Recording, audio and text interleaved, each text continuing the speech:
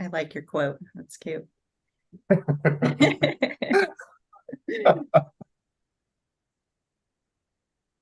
This is the last one I created. The next one would be coming out with generative AI. So my my effort to do any kind of creative writing ends here. We're still waiting on one more, Tracy. Okay. I'm just checking my email to make sure nobody's been messaging me on the side. Hey, Steen. Steen.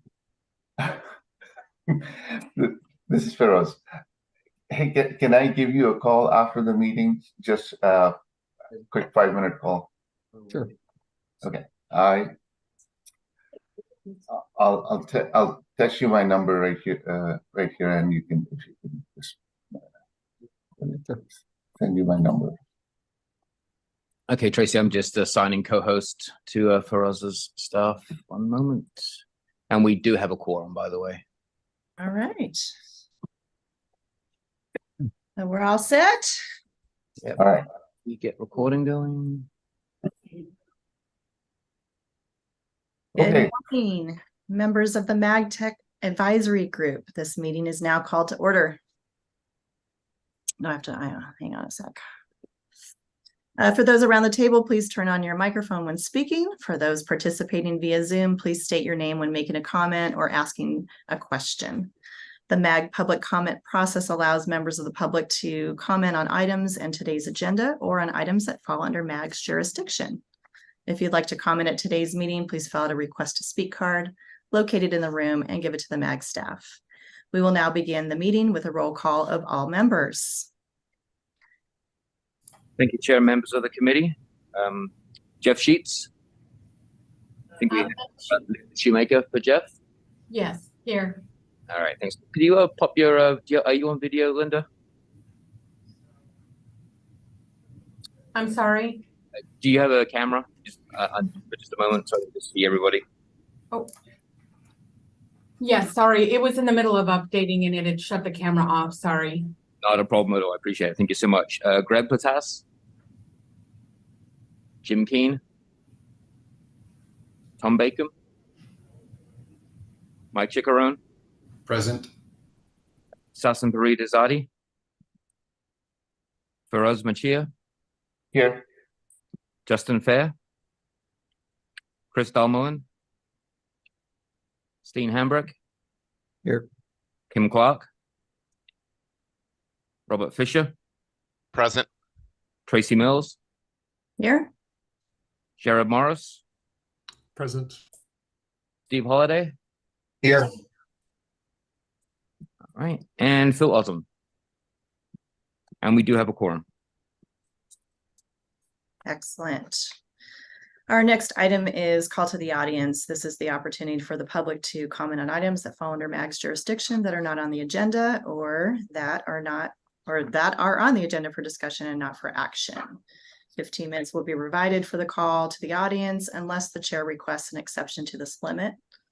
I've received, Craig, confirm, 0 requests to speak cards. That is correct. Okay. MAG also provides the opportunity for members of the public to submit written comments via the website. Any comments received 2 hours prior to the meeting have been shared with committee members in advance of the meeting for consideration and will be included in the formal meeting minutes. Greg, we've received any online written comments or call to the audience? We have not any for this or any other agenda item. Excellent. All right, we'll move on. This is the approval of the September 21st, 2023 minutes. Could I have a motion to recommend approval of the meeting minutes? So moved. Second. All right, we have a motion. Who was the motion from? Jared Morris, Tempe. Okay, and the second was? Dean Hamburg, Phoenix. Okay.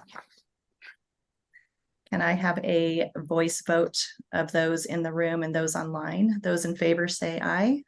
Aye. Aye. Aye. Those opposed say nay. Craig, can you take a roll call of the members participating virtually who did not turn on their camera? I think I saw everybody except, hold on one moment, let me go to my other screen. I have seen everybody. All right, Thank you. thank you. All right, our next agenda item is the staff from the city of Glendale will provide an update on the city's data platform. Take it away. All right. Good morning, everyone. Thank you for the opportunity. This is exciting time for us. We were able to fulfill our promise that my team and I made to our mayor and the council almost 3 years ago when I first joined City of Glendale. And we started working on this endeavor, going through a fairly detailed process to get to this point where our system is now live and in use. So what I will share with you is just the highlights and some examples of how it's being used. And we will show you one live demonstration of the system, Modern Data Platform, and a council report that gets produced and consumed by our council and city management and leadership from various different perspective and context. So you'll be able to see all that when we go through it. So with that, let me kind of put this in a presentation mode, and please confirm that you're able to see it, and then we'll walk through this journey together. One moment while my, okay, here it is. Are you able to see my presentation view or presenter's view? If somebody can... Right now, we're not seeing the presentation yet. Oh.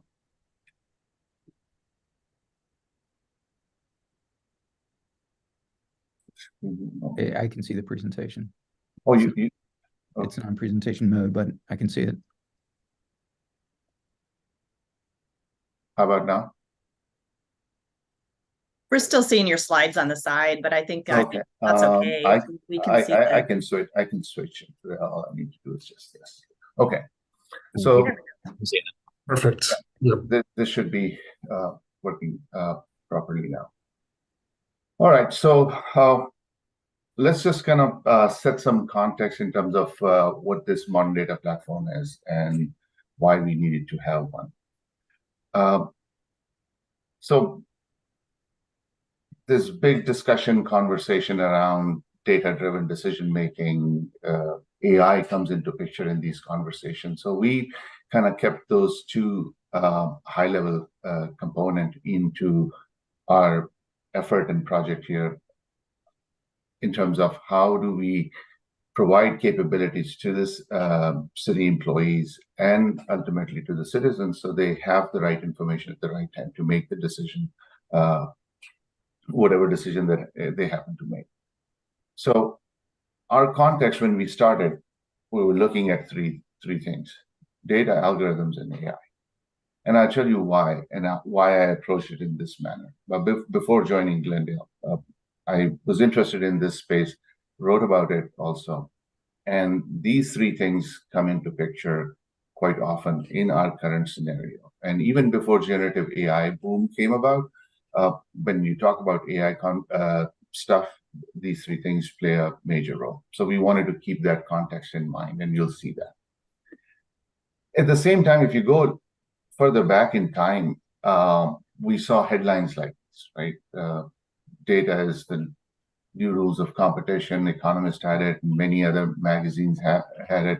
There's a gentleman named Clive Humby. He's a mathematician. He talked about data as new oil, but people just caught on to that sort of catchy line that data is new oil, but they don't talk about the fact that in order for somebody to consume oil and get benefit out of it, you just don't drink right out of the well. You take that oil and you refine it and you produce it in different manners for different consumption needs, right? So same is true with data. We can have all sorts of data, and every organization has a ton of data available to them. Are they able to consume? Are they able to consume in the right form, in the right quantity, at the right time? That becomes the challenge, right? So how do we get to a point where we provide this information, we provide this platform that enables everyone to consume what they need to consume in the manner they want to consume? At the same time, we are able to trust and rely on that information, that it is correct. So when I joined Glendale, there was a data governance program already in place, which was a bit of a surprise for me, but a pleasant surprise. So we weren't starting from scratch. There was something people had general basic understanding. Where the risk was that it was a completely manual process, which means they had to go through this annual manual exercise of verifying certain pieces of information based on the systems that they were responsible for, business users and technology users, to say, yes, this system contains this data and the definition of data is X. That's not a sustainable model. When we talk about several hundred applications in a given environment of a mid-sized city, and I'm being very conservative, saying several hundred, could be more, right? You're not accounting for all the, when we talk about smart city sensor data, things of that nature, and how do we handle all that? The logical answer is through technology and automation. So our journey started with that frame of reference in mind, that we need to enhance and empower this function that has already been established through technology so that we can handle the volume, the intensity, and the capacity of system to absorb and consume data in an efficient manner, using technology as the primary resource. So the diagram that you're looking at is a fairly standard diagram. There's no secret sauce. How you implement in the context of a given city makes it unique, right? So we have one example in terms of the data that we are ingesting from different sources. Our platform primarily is built on Azure. We did look at AWS in our journey to see if that would be, and the decision primarily was made because my internal resources and some of the team members who are here, their expertise in using Azure as a platform allowed us to pursue that path. But you could essentially take, this architecture is vendor agnostic. You can take any vendor and create this kind of an environment for you to deliver value of your data to users and citizens. So here I'm going to pause and I'm going to talk a little bit about when we started this journey, what was the situation as far as resources are concerned within the city. We had never done this, so this was not something that came naturally to the team members. I had a data architect who retired as we started this journey. Not familiar with this approach at all. They were very traditional around warehouse and ODS and things of that nature. So building this architecture here and using this became a bit of a learning curve. And we addressed that. So in the meantime, I need to move my project forward. So what I did was the 3 team members that you see here, they are team members I selected based on their prior experience. So you have here with you, Ms. Ifa Tariq, extensive background in data governance. She is a Chief Digital Officer for INI Soft, our partners who are working with us at City of Glendale. But she is actively involved in this project because her prior life experiences are establishing something similar for Nike and many other. So if you can see, if you can handle that kind of scale and you have the learning and the experience behind you from an organization such as Nike, this is not that big of an endeavor. It is complex. It has its own nuances, and it makes it difficult. But I needed players who could hit the ground running, and Ifat was one of them. Next, I have Swati, and she's going to talk about analytics. And I needed somebody who was experienced in multiple tools. So we show here Power BI, but we have multiple analytics tools available. So we wanted somebody who could do two things at the same time. Who could develop advanced analytics for us, independent of tools, and also be the coach, mentor, and guide so that train our end users, our technical resources in terms of how to use the tool. One from the consumption point of view, another from the development point of view in caring and feeding and maintenance. So you can see the concept or the approach I took was aces in their places. And if I have the right team composed at the onset, the outcomes are going to be that much better. And then I have Rajil here. So you see this box at the base, which is called data governance. I could put all kinds of data through this platform and generate all kinds of dashboards, but I don't have the mechanism to govern.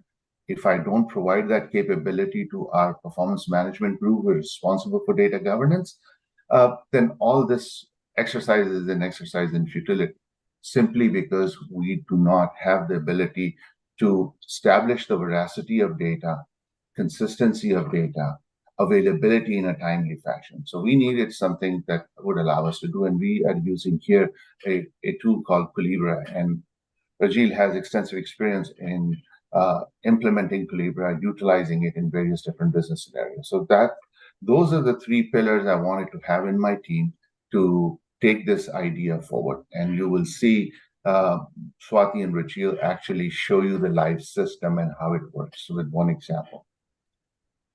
So now, how do you present this idea to your council so that they understand what this platform is all about and what is the role and place of this thing in your environment? So the best example I could come up with was this. It is like a circulatory system. So it's like you have bad data or all kinds of data coming through, going through the heart, which is what you see in the middle, and coming out in a consumable form. So if Citi was a human being, it would need that, and it needs that, and that's basically what it is. So we wanted to make sure that we have the clearly defined way of ingesting. So the elements of our platform that you're looking at, we address different variation of source systems and things of that nature, whether it's real time or a batch or one time. How do we handle that ingestion process? How do we handle the orchestration process, the observability of this environment? So we know when we get to the point where we are bringing in sensor data, we are able to observe end-to-end how it's arriving, what frequency it is arriving. Is it consistent with the type of consumption patterns that we see? So all that needed to be there. Then we spend time in terms of storage and processing. I talked earlier about choosing Azure simply because I wanted to make sure that my team, rest of my team, was familiar with platforms that they could be effective very quickly. And we went through a ton of training, getting them up to speed, and this is an ongoing process. So that's how we arrived at what would be our storage and processing capability. And then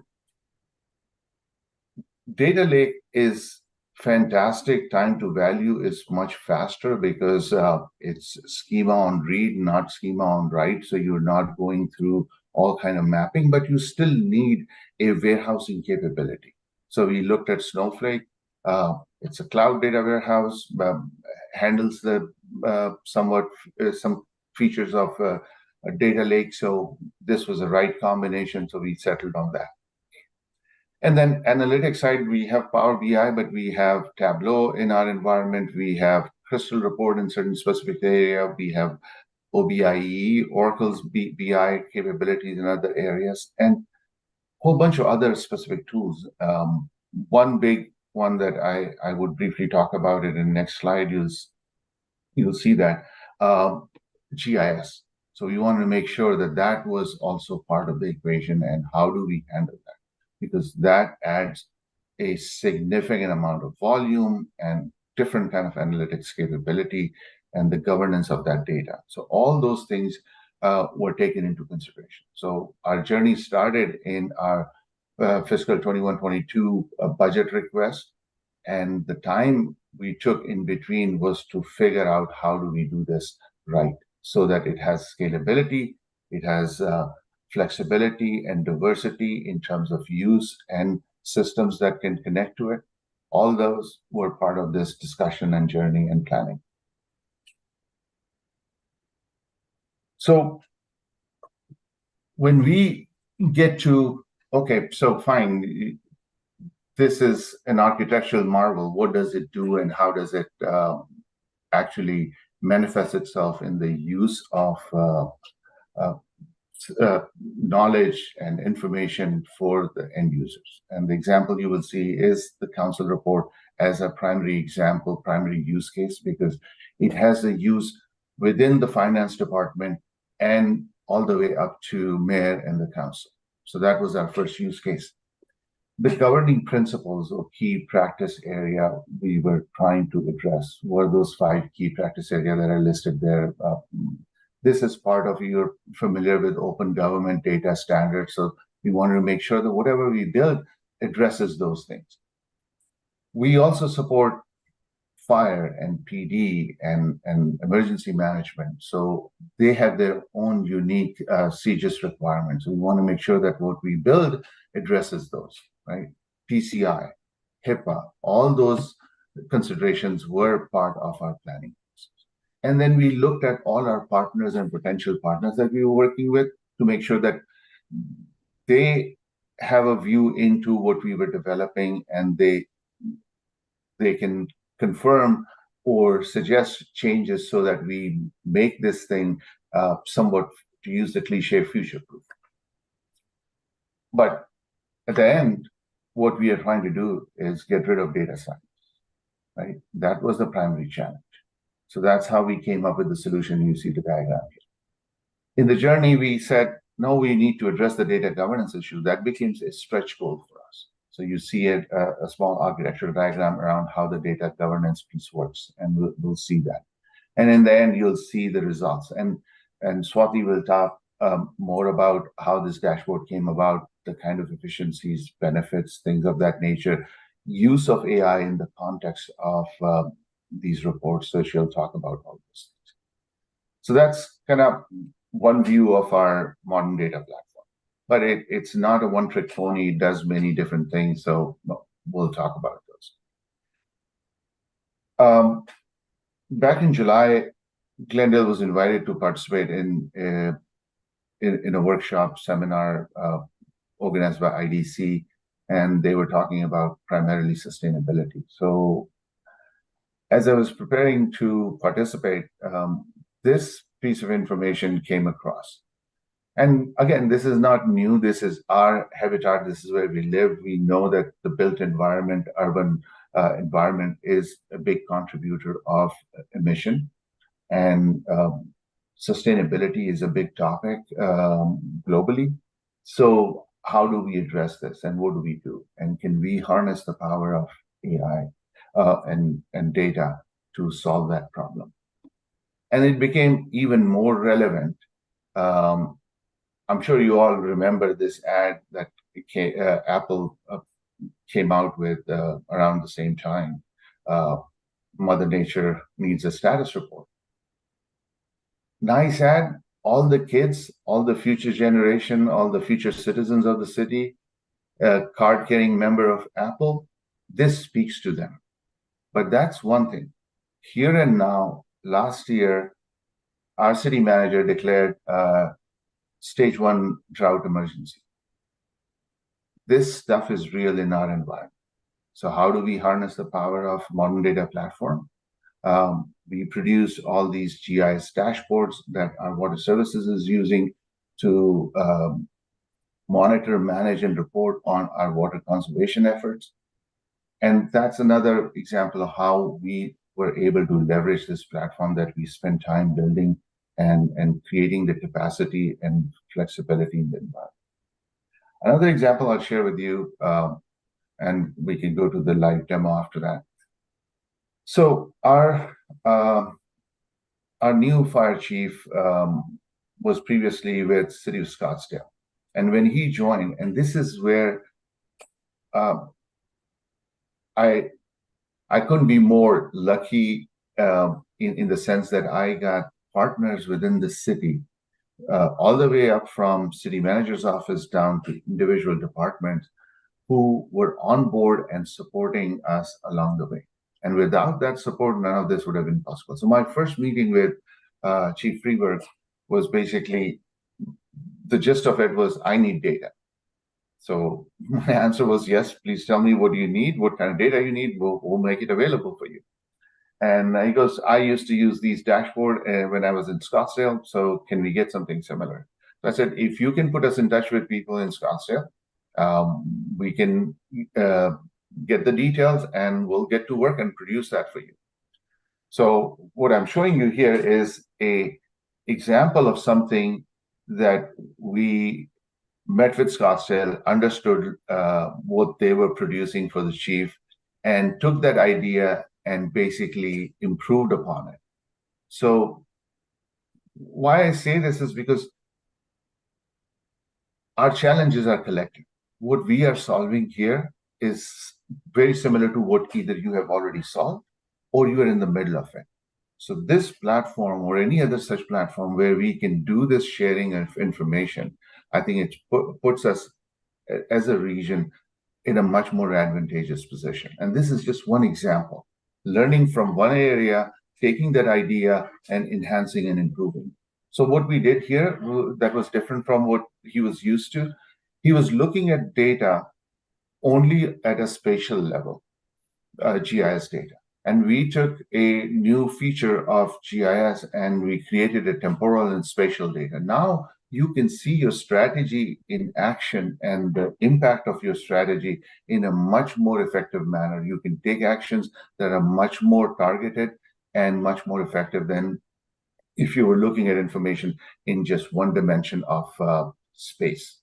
What that means is that if you identify a hotspot, because a ton of activity happened resulting in creating a hotspot, but you are not looking at it from an over a period of time through time slices, that we put a strategy in place. So yes, we had a increase, but that increase was one moment in time. It's not continuous.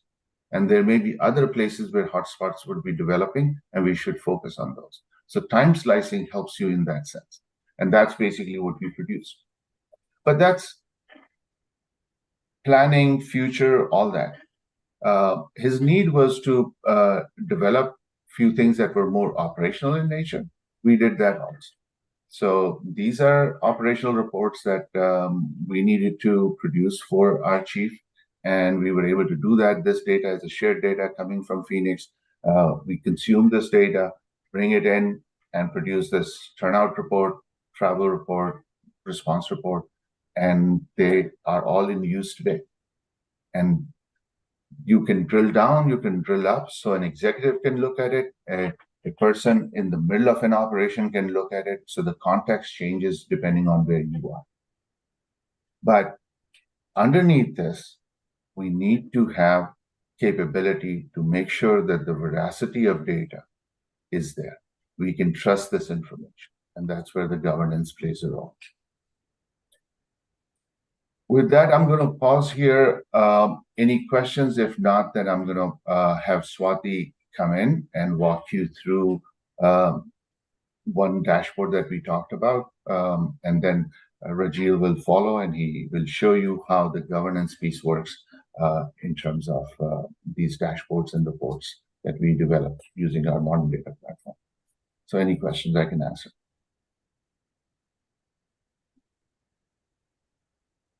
If not, I'm going to stop sharing here and I'm going to ask Swati to take over. Swati, are you there?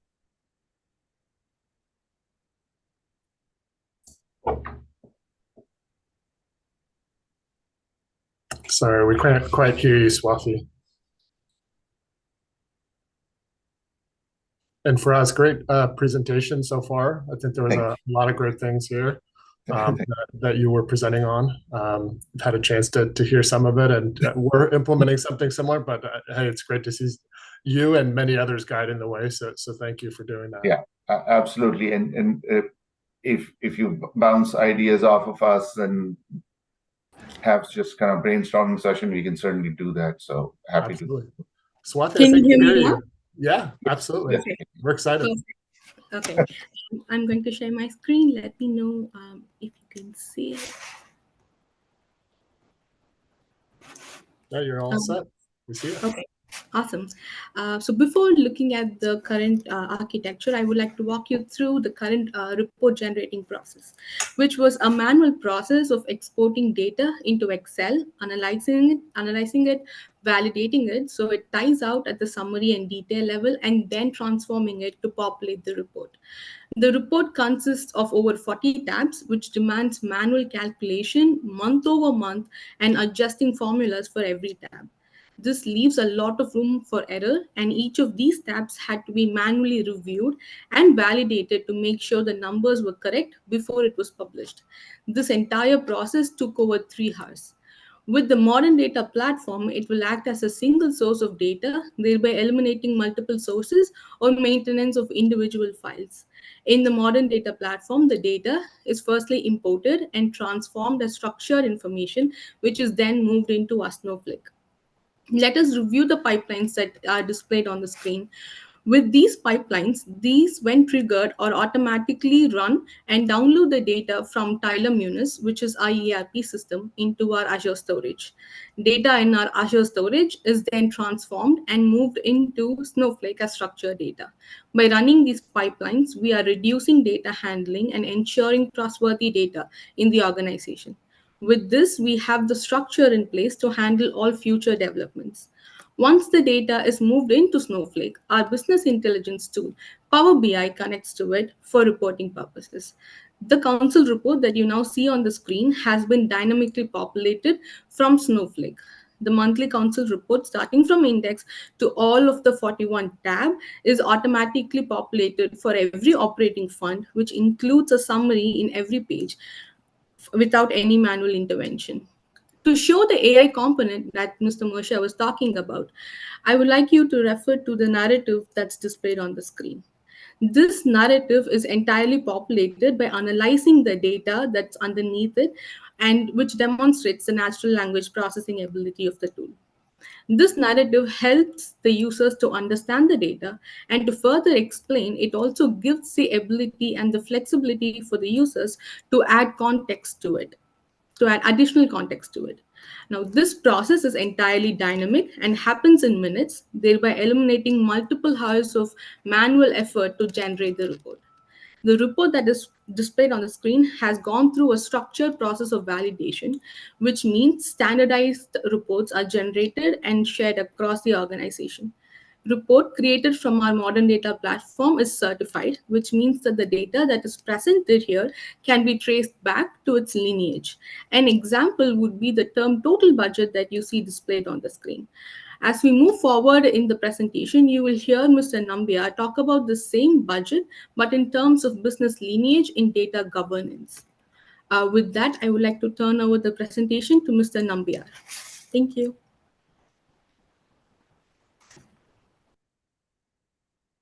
Let me start sharing my screen.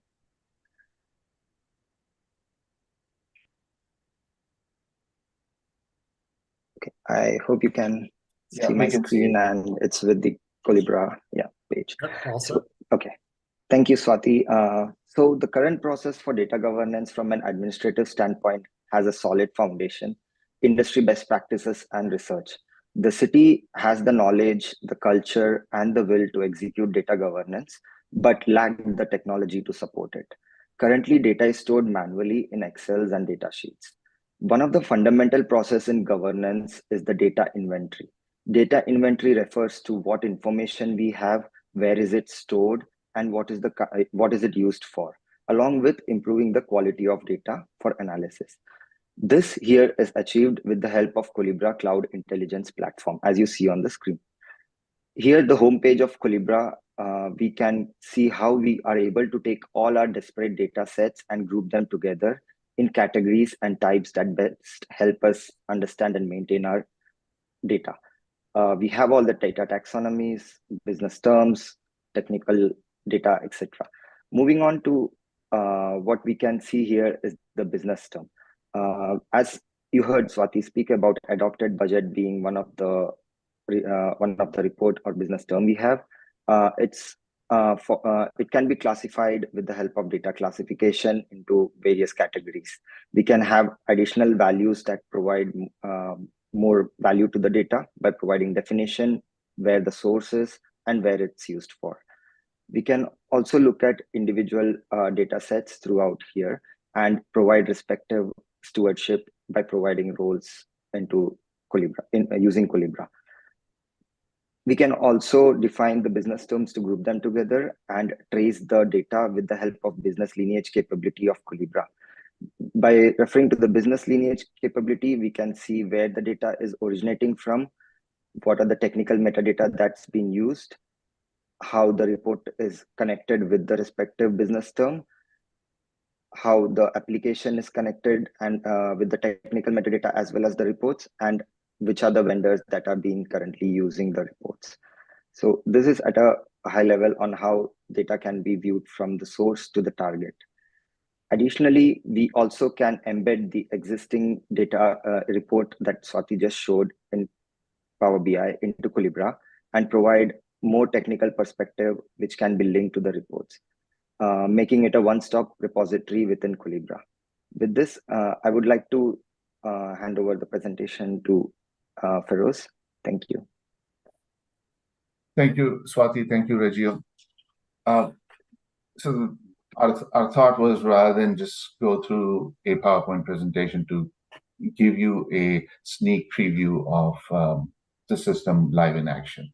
So that you can see it is all possible and it can be utilized and used. So now our finance team is starting to use this to publish this information out to the council members. We talked about the GIS related stuff. One of the interesting work that is going on right now is around GIS and the data quality of GIS. So the work that we've done with Collibra so far in that space is unique in a sense that this is the first time a city government is involved in doing that. They've previously worked with federal agencies to do some work around GIS. We're certainly contributing to it, and it will make their features much more richer in terms of addressing our unique needs from a city point of view. So those are some of the behind the scene work that is going forward right now. And the application of that, when we talk about smart city, digital twin, things of that nature, reliability of data becomes foundational to any output that we produce for broader consumption. So that's kind of what's going on in terms of future plan. Obviously, this will expand.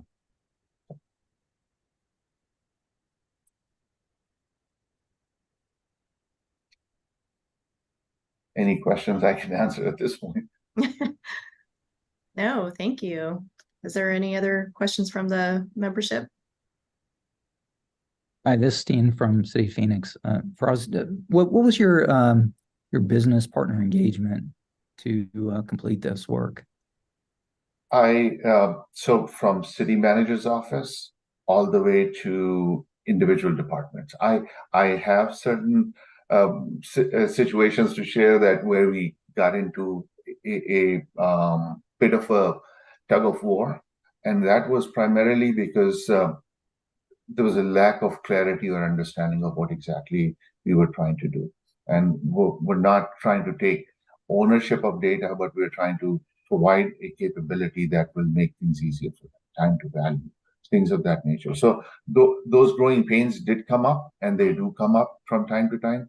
But by and large, I would say definitely a very high level of support and partnership. And I honestly don't have a magic magical answer for you. It's I lucked out. So people who I was talking to understood, didn't have to go into a long debate, and that made this whole thing possible. We obviously did one other thing. We made sure that they had a view into our progress, how we were moving forward, what we were building, because a lot of this stuff behind the scene was unsexy, but down in the weed kind of a discussion. The data architecture discussion is not an exciting event to participate in. So those type of things we communicated so that they know where we are going and how we are moving. And that kind of would work for us. I hope that answers. It does. I just, from my perspective, I mean, this can't be easy, and it requires a lot of commitment across the organization.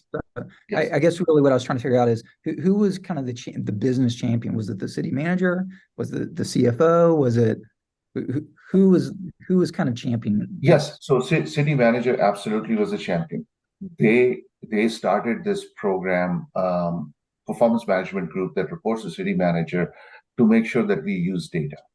But how we use data, how we leverage technology, that part was not answered. That's what we were trying to answer. So my boss is a city manager. She used to be city CFO or director of finance before. And then, hey, Jared, you have a partner in Tempe, Lisette. I don't know what area she covers, but she was my original partner on the finance side. Eli Gibson, who's the current sort of CFO, director of finance, he was absolutely involved. When Swati was describing the actual business user who used to produce this Excel report, that was 42 tabs. Oh my God. She was literally in the session, 4 hours nonstop, going through each and every detail. That was the kind of engagement. We're not special. We just lucked out in terms of having the right people on the other side of the table, understanding what we were trying to do and trusting us. And that worked out. Thank you.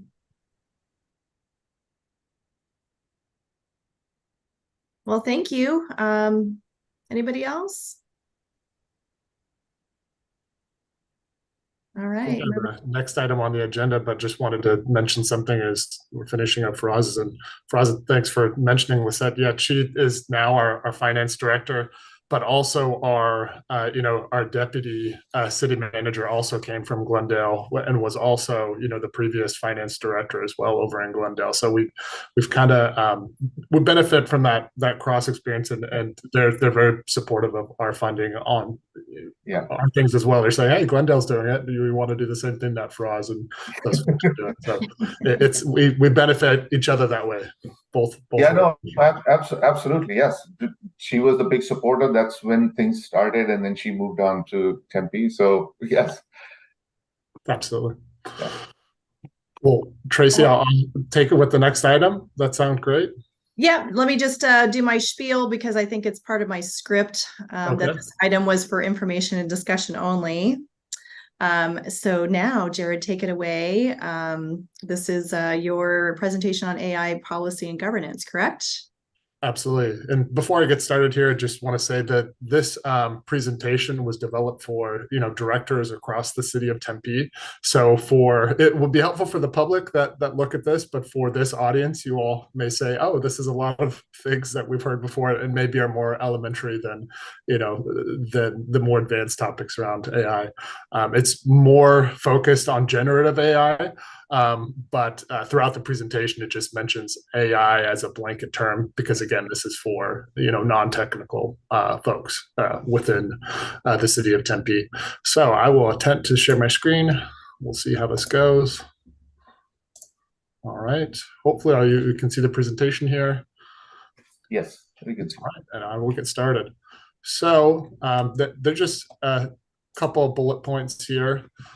So topics are the policy that was rolled out, of course, and governance surrounding it, a little bit of usage guidance, and then a review of industry and future uses. Again, this was the audience that we had was internal to City of Tempe, directors and non-technical folks.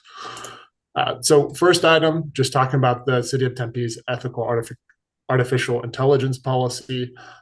Basically, this was one of the first policies that City of Tempe really found necessary, especially as we're looking at a lot of our different data sources and what could be shared, what couldn't, and just thinking of overall data security.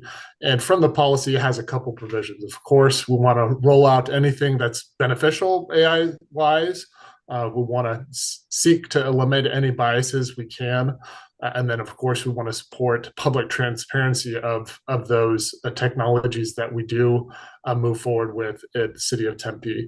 Includes monitoring and auditing on an ongoing basis to ensure that those steps are taken and really work in that area. So far on the governance side, we have stood up a governance committee, several governance committees within the City of Tempe. Thankfully, in the City of Tempe, we have a pretty robust project onboarding committee and a lot of participation across the entire city that do some project governance. And so we're able to use that to dovetail into our AI approvals as well. Right now, we're, as far as maturing that process, we're putting the final touches on worksheets and other things and documentation as someone is submitting a technology for use. And then we're, of course, developing our training and community engagement plan of how we'll communicate to the public which of these technologies we move forward with in the City of Tempe. And we do review all of them. It's kind of review everything and approve just those that we think will be most effective and of course, least susceptible to bias, and those that are edge cases will make sure that we have procedures in place for those departments that use those technologies. I'm going the wrong direction here. I had some basic usage guidance. This will be very familiar to this team. To this group, and basically for directors, when using generative AI, don't share usernames, passwords, operational security documents, logistical data, or anything related to banking or personal identification. I mean, the basic things that you would have for any online tool, really. But before publishing, fact check. AI is not 100% accurate. It's not foolproof or fail-proof. And seek approval of the communications department before publishing anything, whether it's a photo or text or, and these are just the basics, again, for that audience. Within the City of Tempe, we are conducting both an inventory as well as a survey and as well as some more automated monitoring to see what AI tools are being used. Currently, of course, we know in IT AI has been around for a long time. This is news maybe for directors, but not for this group that, all these different companies that we use day in, day out use AI technologies. And it's good to be careful and thoughtful about how we implement them. I know this slide is labeled the future. It's going to be a little bit ironic because it's only talking about present items, but it's kind of the future of what may be coming to Arizona or to the Valley in general. And that was just some information for our city and our leaders. New York already uses AI to review their body cam footage, take 911 calls, respond to cyber attacks, and for their permitting processes. Of course, Pittsburgh, Pennsylvania, very similar. They use a family screening tool to predict abuse in homes. They use facial AI in policing as well. And San Francisco uses it for a lot of the same things, permitting, policing, government spending. And then there's some other cases as well. And I just shared these. Of course, the public can read what's on the screen, but it's for that non-technical folks. We know that, if you wanted current uses of AI, the list could go on for a lot of slides, but I just try to give city leadership the context of what is kind of the edge of what is occurring right now and what are some things that we might consider in the future. Not necessarily this list. There's some really interesting things here, but I think that we would not be implementing anything like facial recognition like a lot of municipalities are in our city. And I think that's it.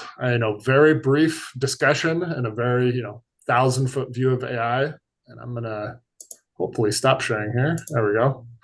But I know it's an overview, of course, for the public and for this group. I'm sure there's nothing that I presented that is at all news to this group, but just appreciate the opportunity to chat about a little bit about what City of Tempe is doing and, you know, our dedication to this, as you all are dedicated to it as well. So thank you. Thank you for the opportunity to present.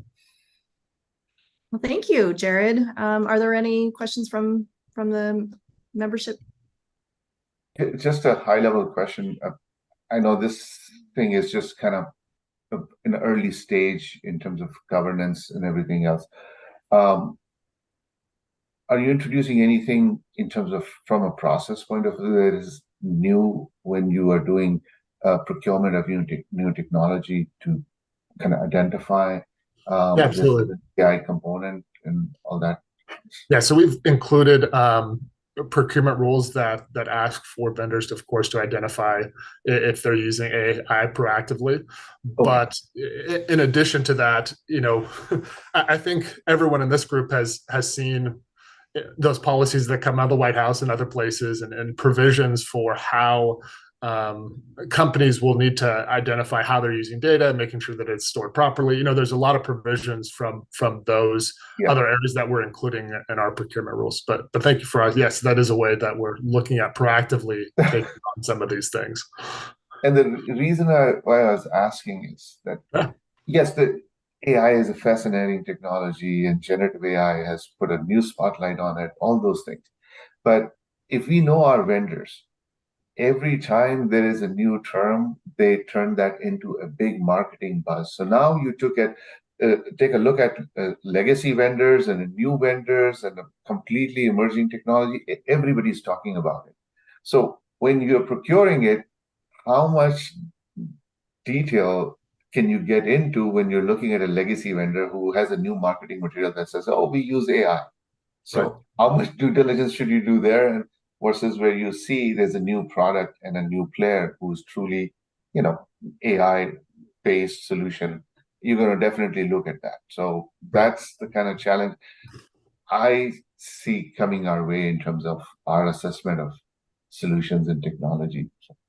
Yeah. And for me, I'm most focused on 3 areas within the city to make sure that I have a lot of oversight on, and other areas maybe just for me as I'm looking at what things we can really focus and dig deep on.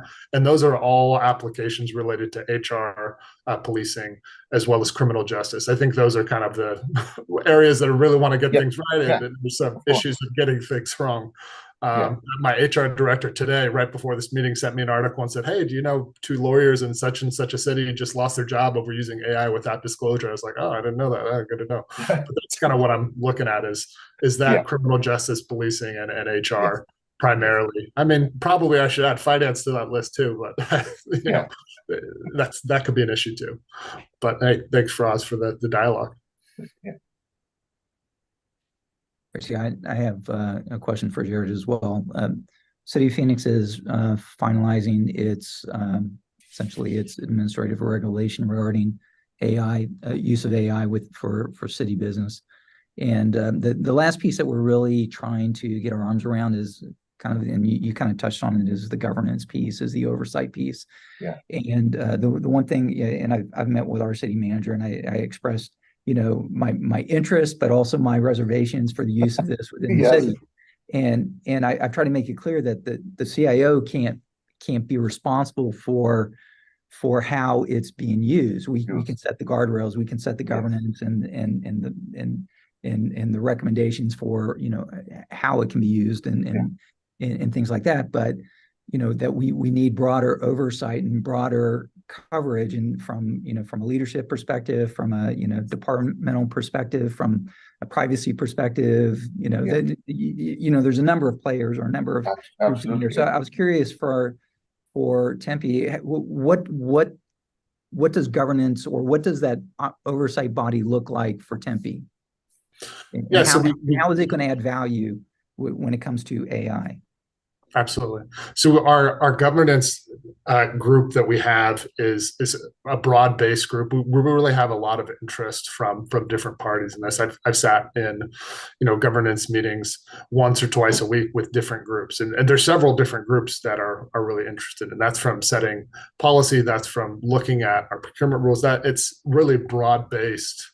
What the city of Tempe is looking to do, because hey, it was approved by council, and it's a important thing for city council as well. So the city's really getting behind some energy there. Some things that to your point, CIO can't be in all places at once, and we're really on the edges of this. So things like procurement is a really good tool to see who is bringing in new technologies, and to Faraz's point, a lot of folks will advertise, yeah, we're AI capable. I mean, that's a way to see who's saying, yes, we do have AI, even though, AI in quotes, I mean, it's not really, what they may advertise. But another piece that we're looking at is firewall rules and monitoring. I get a weekly report of anyone that uses known AI uses right now. One of the difficulties, of course, with that is that someone is not always doing company work on a company network, so we don't have a full exposure to everyone who's working from home. I'm working from home right now, as you all can see in the background, but hopefully that will be something of a canary in the coal mine. Another difficulty is with so many companies, including AI and their technologies, when we're looking at traffic, it's not going to capture everything. It's going to capture maybe those things that are, from a security perspective, are earmarked as AI uses.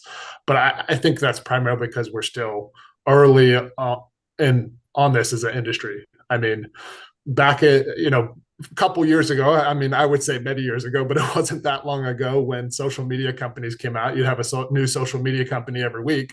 And so, it's difficult to know if a new thing a bunch of people go into is social media or not. Many years ago, I did some monitoring of that because it became a hot topic, and same sort of issues of, is someone going to post this data or that data on social media? But there's only so much, to your point, there's only so much a CIO can do in doing that. And do we want to be the police of everyone's monitoring for every use? No, we don't. We want, at least I don't.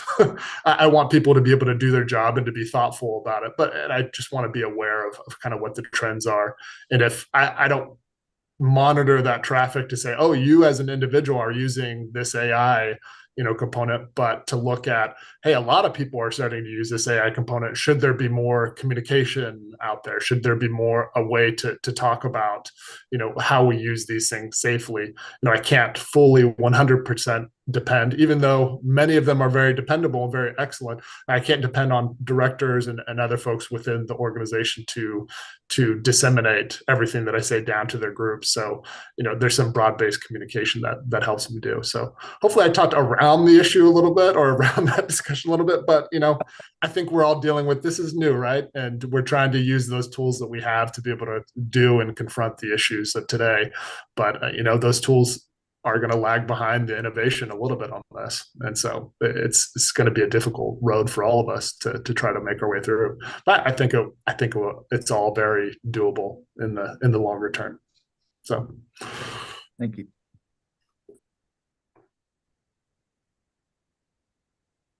All right. This item is on the agenda for information and discussion only. So we're going to move on to item 6, committee agency project updates. Committee members can discuss current agency projects that may be of regional interest to the committee. Does anybody have anything that they want to share? Obviously, Glendale and Tempe have shared a lot. So Since we're talking about AI, I can give you just a quick sneak peek at this, and then maybe we can come back and then do a more formal presentation so you get a better feel for it. So the policy part, we're struggling with. Jared was describing the same issue with what Steve was talking about, the governance piece. It's one thing for us to put all this on a piece of paper, get the concurrence, but the execution of it, there is where the challenge is. So we're struggling through that part. But there were situations that developed within the city that really forced us to look at some of these AI capabilities that would help us. So our use of generative AI, and we'll talk about it next time when we come and present, it's internally focused. Well, we're using it, large language model, generative AI, but not citizen focused at this point. So we can control the data, the processes that are within the organization, leveraging our current data governance policy, our AI policy, which is, again, talking about responsible use and managing the bias. So if you choose use cases that have less propensity to be prejudicial in one way or the other, that can help you leverage that and then show the value benefit. So where we use is in two areas. And I'll give you a little bit of context. So, City of Glendale, there's a downtown City Hall remodeling project, revitalization project going on. It's about, I would say, 3-year endeavor, which has resulted in us moving about 500 or so employees to different satellite locations. It creates a significant amount of challenge for us from our service desk perspective. Previously, we could send a service desk person or two to City Hall where they needed to support our end users, elbow to elbow kind of support. We could do 500 or so. Now, with these folks displaced in many different places, the drive time, commute, all those things when you need an on-site support becomes that much challenging. We all know that the revenues are down, so headcount becomes a serious consideration. So we need to introduce some. So in our service desk area, we've introduced a generative AI solution that will allow us to close those tickets quickly that are standard, and we have automation behind it. And we'll share with you guys next time when we come to see that example, and I'll share the data also, because we're collecting it. So we rolled that out. So it's in production. It went live September 20th. The one thing we did was we did an upfront analysis of value delivery. So we provided a year worth of our own ticketing data to this vendor partner, have them come back and show us empirically that the solution will deliver that back. Because I wanted to see that saving of my resource time so they can do other things now that they have to drive around the city to help people. So that's going on. Around the same time, our city attorney's office also relocated to a different location. We had this, we still have this green sheet process, which was basically a paper-based process. So anytime you want to do a procurement, you want to get a contract review, you fill out that green sheet and you go through that process. It was literally in basket, out basket, paper-based process. So we took that and we completely digitized it. So now it's a digital process.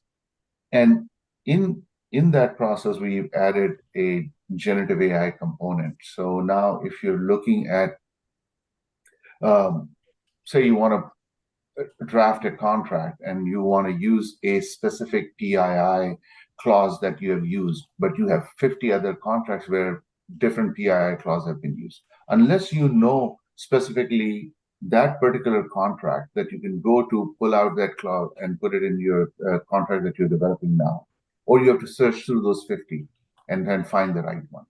So we will use that generative AI again within our own ecosystem to go search and bring that forward so that they can include that. So your time to value in terms of crafting a contract, things of that nature becomes that much simpler, faster. So we're introducing that. So whole green sheet process gets automated. We add a generative AI component to the drafting part of it for the attorney and introduce efficiency in the process. So those are two examples where we are using it. On the GIS side, we were part of this NVIDIA competition for neural network. What I think the big news is that some of the GIS related recommendation we provided to NVIDIA team they took that seriously and considered valuable, so they're going to incorporate that into their future product development. So from us as Arizona collectively, from this region perspective, I think that's a good contribution on a macro scale. And that's another example. So we'll share those next time when we come, so you can see it again, things in action, what we are doing, and whatever makes sense in your environment. Happy to share all that with you guys.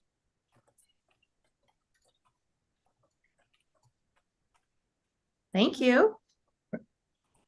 Anybody else? Yeah, Tracy, I think Linda from Avondale raised her hand. Oh, okay. Linda? I just have a hard stop in about 45 seconds, and I just wanted to make sure that there was nothing else that needed to be voted on, or I was going to mess up the quorum by leaving. We will not lose our quorum. Nope, we're good. Okay, thank you. Thank I you. enjoyed today. Have a good one. Bye-bye. Thank you. All right, so our project updates were for discussion only. On to number 7. Are there any requests for technology advisory group for any items for future agenda items? So for us, it sounds like you may have something next time for us. Yeah, absolutely.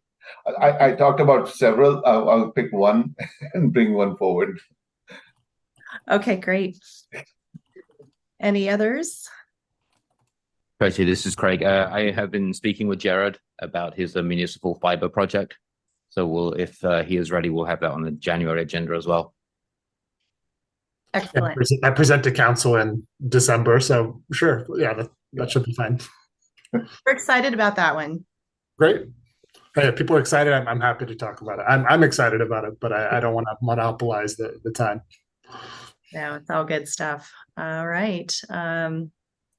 So I guess that request for future items is this item is on the agenda for information and discussion only. So I did my due diligence, Craig, right? Right. Date of future meeting. The next meeting of the technical advisory group will be on Thursday, January 18th at 10 a.m. With no further business, today's meeting is adjourned. Did I miss anything, Craig? I just want, before I let everybody go, do you need to recap or anything? I just saw Jim Keane and Tom Bacon on. Can you confirm that you guys are on, please? Yes, I'm on. Jim Keane. I'm here. All right. Thank you very much. Okay. You need anything else from Craig? Okay. Yeah, I will have the 2024 schedule coming out in the next day or so. I'm just waiting to hear back from RWC to make sure that we don't have any meeting conflicts, because that happens once or twice a year where our meetings overlap. So I'm still waiting to hear back from them. And then I'll get all of the calendar invites for 2024 sent out shortly. Okay. And then Audrey, you're going to have a 911 update by next meeting, potentially? Yes, I would expect that we'll have something to discuss at that time. Great. All right. With nothing further, then we'll call this meeting adjourned. Thank you. Thank you. Everyone. Thank you. Great meeting.